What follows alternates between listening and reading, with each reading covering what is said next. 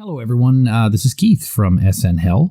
It's, I guess, a special episode, or if you're a big fan of Matt, like most of us are, it's a non-special episode because it's just me by myself tonight. So at the end of every episode, if this is the first time you've heard it, myself, Matt, and our third chair give an MVP to whoever on the show was, our most valuable. At one point, we were saying not ready for a primetime player. And we're using those numbers to base our rankings for this season, and we'll do it for season 2 as well, and every season we do after that. This isn't a perfect system. We recognize that statistically we should rank everyone every episode, but regardless, this is just giving an idea of where we thought each member of the 7 not ready for primetime players finished based on their performances in season 1. And I also have a very brief sort of, summary or an analysis that we sort of did based on the notes we've had throughout the year.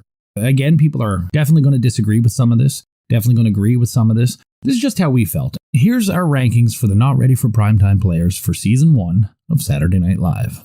In 7th place, and this feels absolutely wrong, is Jane Curtin.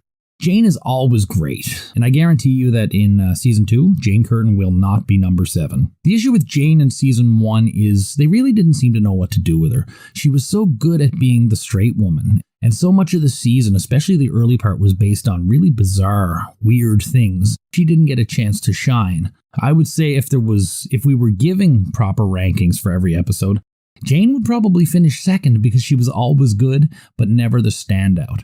It's one of these things where being an excellent supporting actor doesn't get you the prize, except maybe best supporting actor. So we adore Jane, and we were all very shocked when we saw that she finished number 7. And like I said, this will not trend in season 2. Number 6 is Garrett Morris.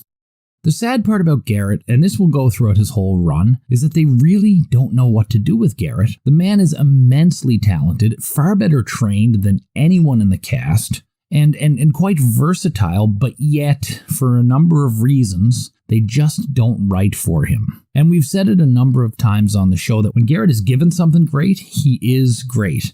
For me, 3 of my favorite sketches of the year were Garrett's sketches. His role in Life or Follies, Garrett Morris sings Schubert, and Fondue from Namibia. All amazing pieces done by Garrett Morris. The problem is, though, 90% of the time he is relegated to waiters in the background, 3 lines, or something very heavily based on race. And I'm really interested to see where he fits as far as seasons 2 through 5 are considered. Number 5 for us was actually John Belushi. Belushi has gone on to be adored. And even at that time, he had a strong backing of fans. The issue with Belushi for us, as far as negative, is that he's very broad. A lot of his comedy sometimes comes off as mean-spirited. As we go through season 2, we're starting to see that Belushi sort of simmers down on some of this and then ramps it up in other ways. And I think he gets a better hold of it partway through season 2. But as far as season 1 is concerned, Belushi's got our number 5. Number 4 for us was Lorraine Newman. Lorraine Newman is, for my money, the most versatile performer in the early season. And the problem with that is she disappears into her character. She's the complete opposite of Belushi, and to some extent Gilda Radner, where you always see Belushi and you always see Radner. Whereas Lorraine goes from Sherry Norwalk to Fritzi Kringle to Indira Gandhi, and you really sometimes don't even realize it's Lorraine. And because of that, she's sometimes hard to pin down. She was also very against doing repeating characters. Tremendously versatile, tremendously talented. And also, too, she came from a slightly different background. As far as being in the mix with the writers and the other performers, at this early stage, Lorraine doesn't have the relationship a lot of the other ones do, nor does Garrett or Jane, which might indicate why none of them finished in the tippy top.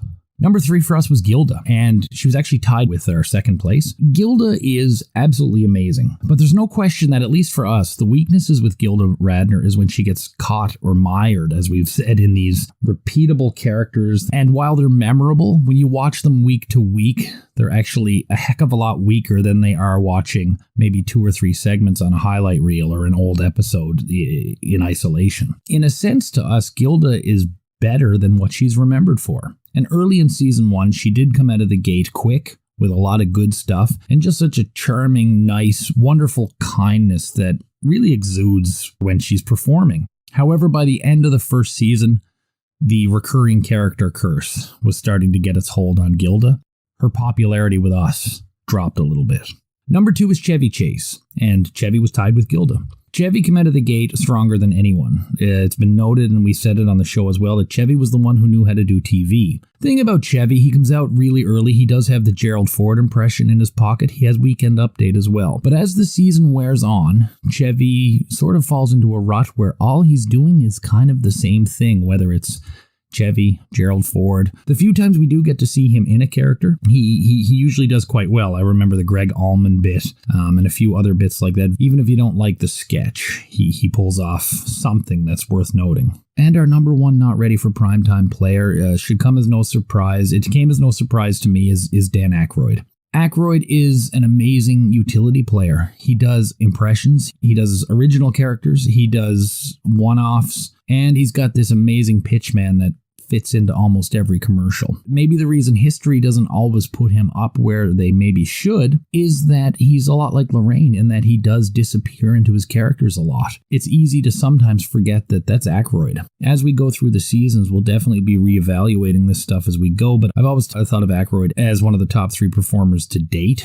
because of his versatility and his just his unique abilities as well. Quite a few of our MVP awards this season went to hosts, musical guests, and people just making cameos. I think a lot of that is reflective of the way the show was done this early on.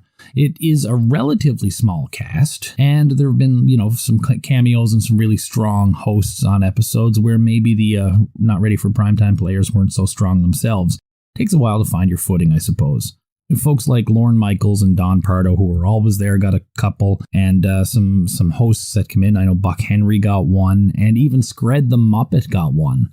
So not to spoil anything, but as we go through season 2, we are already seeing that the number of others to win has declined drastically. So that's where we are at the end of season 1 with our rankings and our thoughts. On behalf of Matt and all the third chairs, I want to thank you very much for listening and the support throughout the last year and a half. We're really excited. We know this is a long process, and it may be so long that we won't be able to finish it. But we're having a great time doing it. Good way to get together and have some laughs and talk about something we really enjoy. So thanks very much. Like and subscribe and comment if you are so inclined, and have a great day. Take care. Bye-bye.